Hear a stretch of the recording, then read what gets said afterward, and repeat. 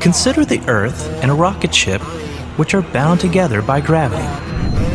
If it takes work or energy to pull them apart, then the binding energy is the amount of energy it takes to completely separate them.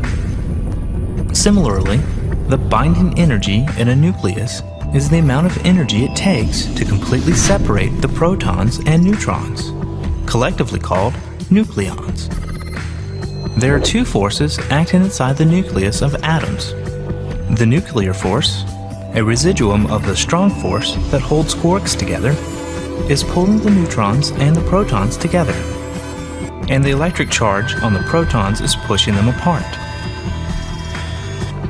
The strong force is a lot stronger than the electric force at short ranges, up to 2.5 times the proton diameter. But at larger distances, the electric force dominates. So as we add nucleons and work our way up the chart of the periodic table, initially each nucleus is generally a little more tightly bound than the one before. This chart gives the actual numbers. This increase in binding energy continues until we get to iron and nickel, where the nucleus has about 60 nucleons in it. At this point, the nucleus has a radius more than 2.5 nucleons wide, which you remember is the range at which the repulsive electromagnetic force begins to dominate.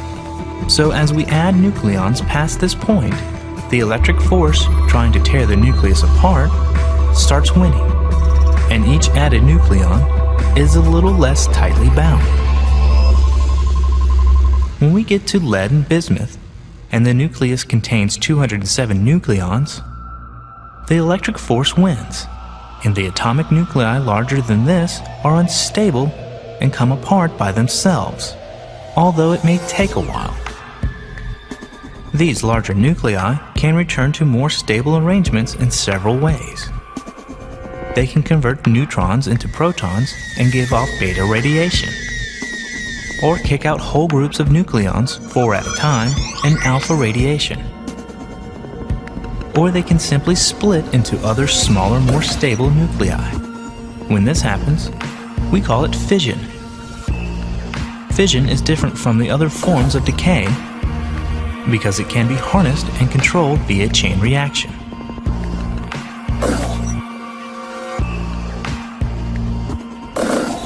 Now let's consider what this means from an energy perspective. According to the binding energy chart, uranium has 7.6 MeV of binding energy for each nucleon, for a total of 1,786 MeV, while barium-144 has 8.3, and krypton-89 has 8.8, and the extra neutrons have no binding energy.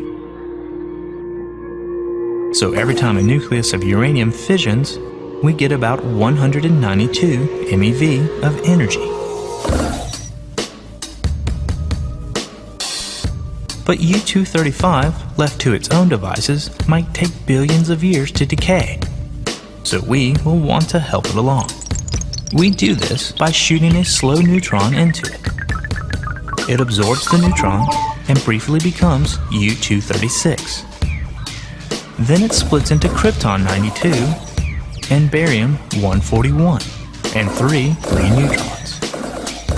Those 3 neutrons go to split other U-235 atoms into other daughters of more neutrons, and the process grows and repeats again. We can put the whole thing in water, and the daughter fragments and neutrons will be slowed by the water and cause it to heat up. Finally, we can use the steam to make electricity. This is how a nuclear power plant works.